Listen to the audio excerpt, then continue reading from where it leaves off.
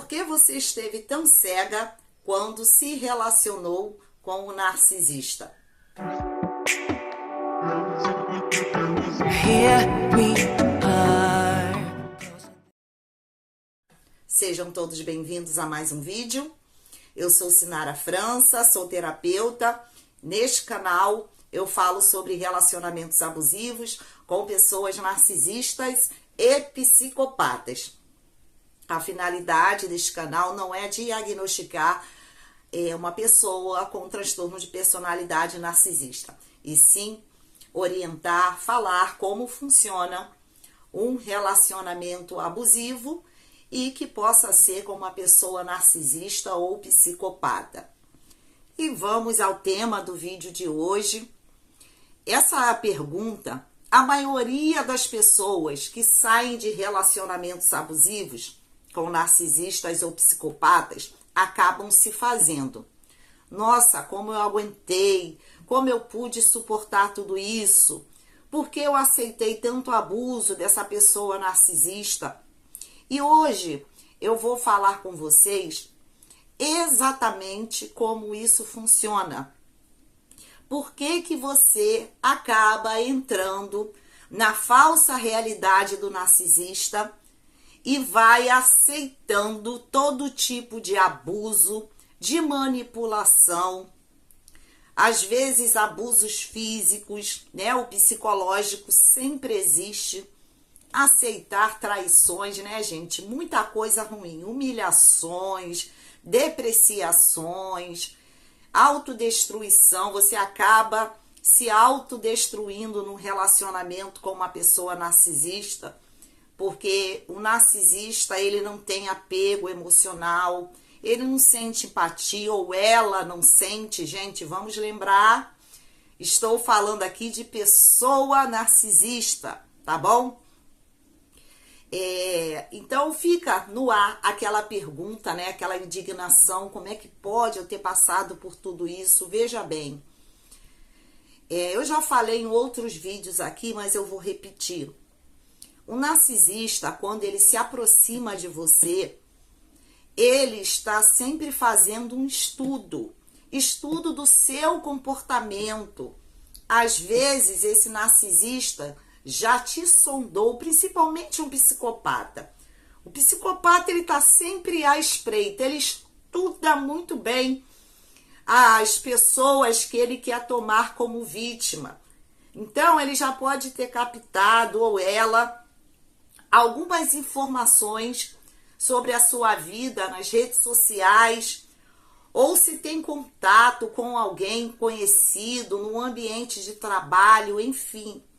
Então, o narcisista, ele vai estar todo o tempo prestando muito atenção no seu modo de agir, no que você espera, quais são as crenças que você tem, as vulnerabilidades, quais são as suas necessidades e quais são as suas prioridades. Ele observa como você funciona. E ele ou ela está atento a você de uma forma que nem sequer você presta atenção. Às vezes você tem um comportamento, você tem uma crença, você acredita em alguma coisa e você nem para prestar atenção. Por que que você acredita em tal coisa? Por que que você é reativa a tal situação, comportamento de uma outra pessoa? Então, às vezes, você não se conhece. Você vai agindo de forma inconsciente, de forma programada, e você não presta atenção. Às vezes, você pode até ficar prestando atenção muito mais no comportamento das outras pessoas, mas você não presta atenção em você. Você não se conhece.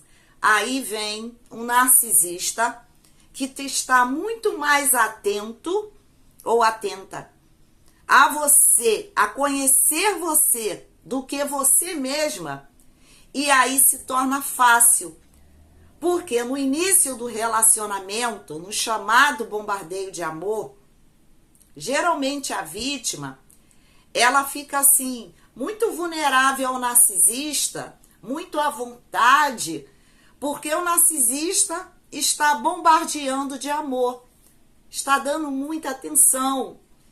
É nesse momento que, além do narcisista, já está observando várias situações da sua vida ou já tenha percebido antes de se relacionar com você, você vai ficando tão à vontade com esse narcisista que você vai soltando tudo que o narcisista quer ouvir. E aí você fala do teu passado, você fala do que você gosta, você fala do que traz dor a você, você fala do seu sofrimento, você fala quantos relacionamentos você teve, por que terminou este relacionamento, como que é o seu relacionamento com a sua família. Você vai soltando, faz parte a necessidade de falar. Você está tão bem e a necessidade de falar, de conversar. Às vezes o narcisista nem fala tanto no início de um relacionamento. Ou se fala, ele vai falar o que ele acha que deve falar, que convém a ele, ou aquilo que você quer ouvir. Por isso que eles são intensos no início do relacionamento. O eu te amo vem rápido, né? O carinho, a atenção, a dedicação, vem tudo muito rápido. Porque ele sabe o que ele precisa ser para agradar você. É por isso que ele ou ela faz aquele chamado espelhamento, se espelhando na pessoa perfeita que você quer para a sua vida. Então, gente, por que isso acontece? Porque pelo narcisista prestar atenção no seu funcionamento, ele vai saber dosar o que ele vai dar para te manter neste relacionamento, né? O que ele vai fazer de bom, o que ele vai te satisfazer, o que você vai sentir felicidade, você vai se sentir bem neste relacionamento, mas ele também vai saber o que ele pode fazer para te machucar e para administrar a sua vida através do seu funcionamento. Porque ele vai saber a sua vulnerabilidade, ele vai saber aonde te machuca. Eu vou aqui dividir com vocês, para vocês entenderem, como que funcionou comigo, tá? Para vocês entenderem bem. Porque eu gosto de esmiuçar, falar da forma mais simples, até trazer aqui para vocês a minha própria experiência, algumas experiências também de algumas pessoas, para que você possa entender. Então, eu falo de forma objetiva e didática, porque é assim que a gente consegue identificar mesmo um relacionamento abusivo, tá? É falando diretamente o que acontece dentro desse relacionamento. É assim que as pessoas se identificam. Então, veja bem, quando eu conheci o psicopata que eu me relacionei, como era a minha vida e o que eu passei, porque eu passei mesmo todas as informações que ele precisava saber para que ele pudesse me manipular. Então, como que aconteceu? Eu contei para ele, vou falar aqui para vocês, né, como que foi minha vida, né, meu relacionamento com meus pais. Então, foi assim. Com a minha mãe, eu tive uma mãe muito abusiva. Abusiva no sentido de bater mesmo, machucar. Eu não podia falar o que eu pensava. Eu era reprimida. Eu tinha vergonha, sentia muita vergonha, dificuldade para me relacionar com as pessoas. Eu tinha uma carência afetiva, porque eu não recebia da minha mãe carinho, afeto, toque. Eu nunca recebi, eu não tenho uma lembrança sequer de um abraço, de um beijo, de um aconchego. Eu fui muito reprimida. Eu fui criada em um lar evangélico, aonde tudo era feio, tudo era pecado, nada podia, tudo que eu fizesse era errado. Eu tinha que priorizar a própria religião, escondendo, né? Vamos dizer assim, a sujeira a gente joga para debaixo do tapete.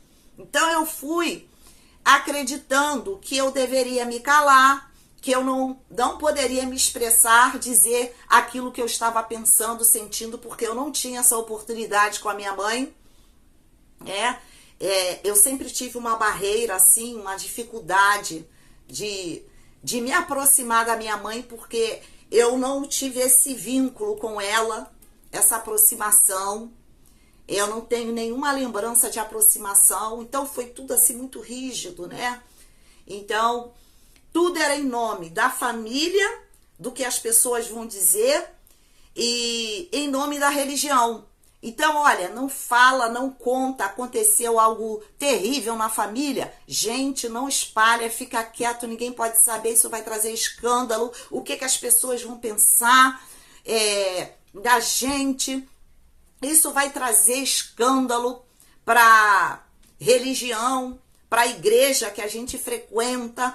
Então, eu fui totalmente limitada, com muito medo, muita vergonha, dificuldade de me expressar, vários outros fatores, né? Necessidade de aprovação, a busca pelo afeto.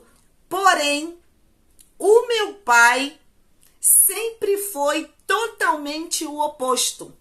Só que eu não convivia com meu pai, porque meu pai trabalhava bastante, né? Que há muito tempo atrás, meu pai trabalhava, eu vim de uma família assim humilde, então ele trabalhava muito para sustentar a família, mas meu pai era hiper, super carinhoso, um amor de pessoa. Ele só não se aproximava muito mais dos filhos porque minha mãe impedia. Porque minha mãe sempre colocava um bloqueio. Mas meu pai foi um excelente pai, um excelente marido, um excelente amigo. Tudo que eu buscava de melhor, eu buscava pela experiência que eu tive do meu pai com a minha mãe. Então, meu pai era carinhoso, meu pai fazia mimo, meu pai fazia de tudo para agradar os filhos. E, no caso, eu vou falar aqui do relacionamento dele com a minha mãe, para vocês poderem entender. Então, ele estava o tempo todo à disposição. Por mais que meu pai tinha a sua voz ativa em tudo, mas sempre ele acabava fazendo o que minha mãe queria. Mas ele agradava, dizia que amava a minha mãe. E quando eu falo isso, gente, eu perdi meu paizinho agora em maio, agora de 2022. Eu perdi meu paizinho com 90 anos. Então, assim, foi a vida inteira meu pai amoroso. Sempre elogiando minha mãe, dedicado à minha mãe, dedicado aos filhos. Nunca ouvi meu pai gritar com a minha mãe, nunca. Eu nunca vi meu pai brigando com a minha mãe durante toda a minha vida. Era sempre dando carinho, elogiando, brincando. E ela sempre ali arisca, né? Ela não gostava de abraçar meu pai, pelo menos na frente dos filhos. Não tinha costume de beijar. Meu pai se achegava para dar um chamego, ela sempre queria sair. Então, veja bem, por que eu estou trazendo isso aqui para vocês? Para vocês entenderem como que um narcisista ou um psicopata faz para entrar na sua vida e fazer você cega nesse relacionamento, porque ele sabe aonde ele vai. E quando eu conheci esse psicopata, eu falava do meu pai praticamente todos os dias. Todos os gestos do meu pai, porque aquilo ficou sempre gravado na minha mente. Então era o quê? Meu pai tinha costume de almoçar junto com a minha mãe. Ele sempre deixava um pedacinho de carne, ele dava à minha mãe. Ó, gente, por isso eu digo, ó, não existem só narcisistas e psicopatas não, tá? Porque meu pai sempre foi uma pessoa que demonstrava carinho e afeto. Só que ele falava, mas ele tinha atitude para isso, tá? Então, assim, aí ele deixava um pedacinho de carne, dava na boca da minha mãe. Tudo que ele comia, ele deixava um pouquinho. Se ele ganhasse um bombom na rua, dificilmente ele comia o bombom, uma bala, enfim, qualquer coisa. Ele trazia para casa e dava à minha mãe. Questão de dinheiro, né? É o pagamento dele, era tudo para minha mãe. Ele chegava em casa, aí minha mãe pagava as contas, minha mãe resolvia tudo. Então ele vivia para a família. Ele tinha cuidado, ele chamava minha mãe para sentar do ladinho dele, para assistir televisão, dava carinho, falava, chamava ela, porque o nome do meu pai é Heleno e o nome da minha mãe é Helena. Quer dizer, era Heleno, né? Mas ele tá aqui juntinho comigo. Seu amor está aqui. Então, ele chamava, vem cá, minha Helena. Aí, alisava, cantava música para ela. Era, assim, uma coisa muito linda mesmo. E eu fiquei com essa imagem idealizada de um par perfeito assim. Porque eu tive esse bom exemplo do meu pai. E eu, inconscientemente, eu estava buscando um marido, vamos dizer assim, um companheiro do mesmo jeitinho que o meu pai. Porém, eu tinha a programação da minha mãe. Entendeu? Então, eu contava tudo para ele. E aí, o que aconteceu? Quando a gente começou a se relacionar e ele foi captando tudo isso, só depois, gente, depois de ter todo o conhecimento, né? Hoje eu saber identificar os comportamentos, por que funciona assim, por que falou aquilo, por que foi em tal lugar, por que agiu assim, que aí eu fui entender exatamente, né, o que eu trago aqui para vocês, falando, eu posso dizer com propriedade porque foi realmente o que eu vivi. Ele se transformou no meu pai, vamos dizer assim. Tudo o que eu falava para ele sobre meu pai, o que ele fazia, ele começou a fazer comigo.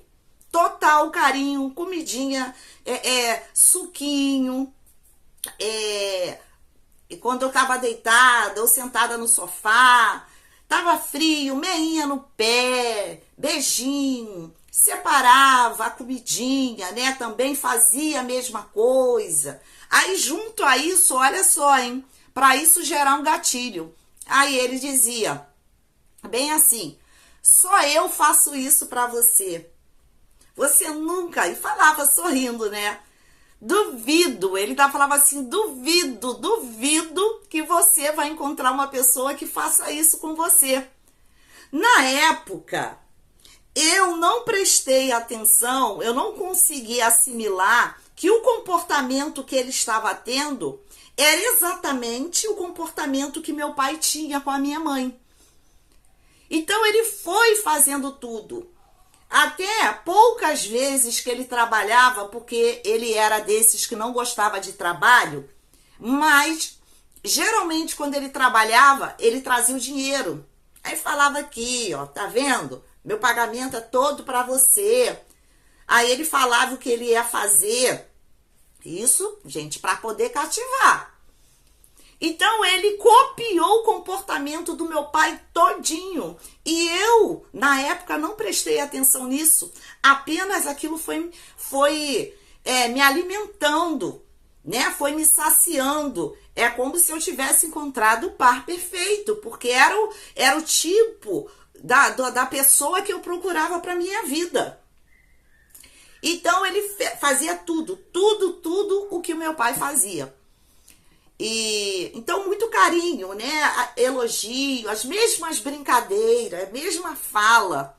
Porém, gente, quando ele queria abusar, ele também sabia das minhas fraquezas e vulnerabilidades, da minha programação, porque eu também contava o que eu já tinha vivido com a minha mãe e como eu me sentia em alguns aspectos. Então era aí que ele me atingia. Como? Ele sabia que eu tinha vergonha de me expor para as pessoas, né?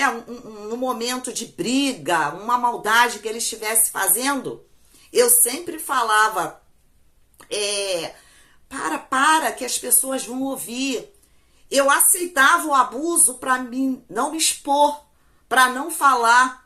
Então eu escondia tudo da minha família porque eu não tinha liberdade com a minha família, porque a minha família foi criada assim, sem ter toque, sem ter apego, sem ter muita conversação. E aí ele sabia de tudo que me atingia. Ele sabia que no fundo eu tinha muita vergonha. Ele sabia que eu dava prioridade ao que as pessoas poderiam falar. Na época, eu dava prioridade, porque eu também, por um tempo, eu participei dessa religião, mas não estava, mas eu trazia aquela tradição, porque eu fui criada, aquela tradição total de medo, de vergonha, de não se expor, e essa carência do afeto da minha mãe que eu não tive. Então ele entendia como ele poderia jogar comigo. Vocês estão entendendo? Por isso que eu quis trazer essa experiência que eu vivi aqui para vocês, para que vocês possam entender. Então ele jogava, ele fazia o que ele fazia. Eu tinha vergonha, eu tinha medo, vergonha de me separar, vergonha de contar para os meus filhos, de me expor. Então ele fazia o que ele fazia, depois o que ele vinha e trazia? A figura do meu pai. Com todo esse carinho. Agora você imagina, a gente passar por tudo isso, mas ao mesmo tempo eu ter idealizado, ter aquela pessoa igualzinha ao meu pai.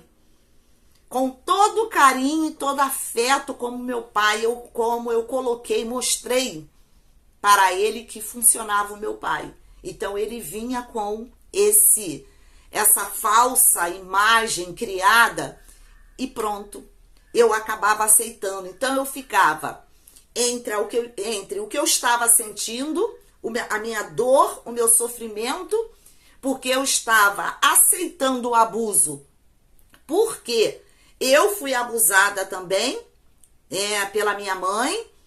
Então eu vivia entre dois polos. O total carinho, afeto, atenção do meu pai, porém, como eu falei, eu não tive muita convivência, assim, porque ele trabalhava muito, só folgava um dia da semana, mas o dia que ele folgava era para dar atenção aos filhos, à família. E também eu vivia, eu tinha essa programação da minha mãe de não poder falar, senão eu apanhava. Fica quieta, cala a boca, você não tem direito de falar. Né? Qualquer coisinha que a gente fazia, a gente apanhava e apanhava muito. Então, eu vivia entre essas extremidades. Eu aceitava o abuso, porque o abuso era normal, era uma forma de amor, de afeto, vamos dizer assim, porque isso veio da parte da minha mãe, e a gente entende que o amor de mãe, ele supera o amor de qualquer ser humano, e não é bem assim. E também entre essa figura que eu idealizei do meu pai. Então, eu acabei fazendo essa transferência em ver nele essa figura do meu pai. Porém, eu aceitava o abuso. Então, eu fiquei ali, repetindo o mesmo padrão, repetindo as mesmas crenças, repetindo esse padrão que eu vivi durante a minha infância, a minha adolescência. Então ele sabia o momento de vir a figura da minha mãe e vir a figura do meu pai. Entenderam, gente? É por isso que eu quis trazer essas informações aqui, para que vocês compreendam como funciona. Então, gente, veja bem, tudo isso só foi entendido, claro, depois que eu saí desse relacionamento abusivo, porque eu já havia passado por mais 2, e depois que eu fiz o autoconhecimento, que aí eu passei a me conhecer, saber como que eu funcionava e por que eu funcionava. E aí eu fazia uma reprogramação mental, né?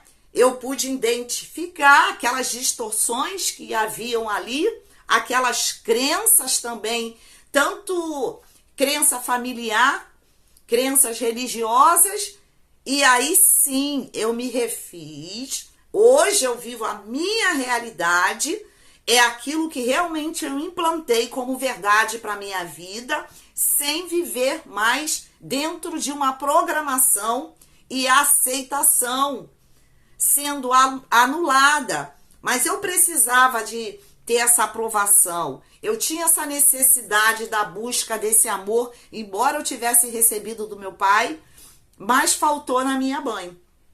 Entendeu? Então ficou ali o par perfeito para que essa pessoa entrasse na minha vida e controlasse a minha vida. E assim eu ter ficado muito tempo dentro desse relacionamento. Então, gente, é assim que funciona. E a gente precisa se conhecer. Então, você precisa buscar ajuda. Se possível, faça terapia, se conheça, autoconhecimento.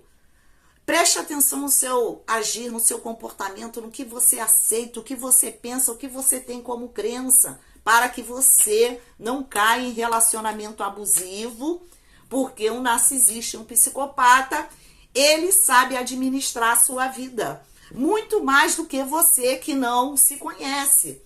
Então, a gente precisa se voltar ao nosso interior, ao nosso eu, nosso ser, se amar, né? Porque a gente precisa se amar, a gente precisa ter amor pela nossa vida. Porque se a gente não tem amor pela nossa vida, a gente aceita qualquer coisa. Pode vir qualquer pessoa e oferecer o que for. Porque se a gente não se ama, a gente aceita qualquer coisa em nome do amor. Então, isso precisa ser modificado. Gente, eu vou encerrar o vídeo por aqui, porque o vídeo já tá ficando muito longo. Mas eu acho que deu para vocês entenderem muito bem por que você fica nessa relação com o narcisista. Essa programação que você recebe durante toda a vida, como o narcisista funciona em relação a você, o que ele faz.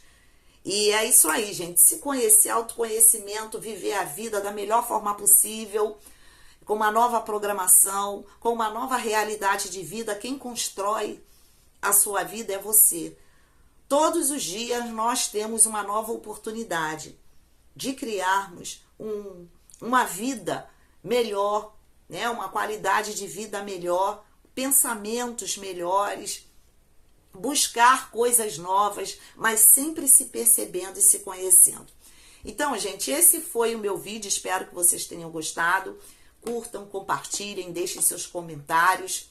Aqui embaixo está o link do WhatsApp para você que deseja fazer sessão de terapia. Também está o link do meu curso Como Identificar um Narcisista e também o link do cupom de desconto. Aproveita que o desconto está muito bom e neste curso você vai obter todas as informações sobre transtornos de personalidade em um único lugar. Aproveita essa oportunidade. Um beijo a todos vocês e até o próximo vídeo.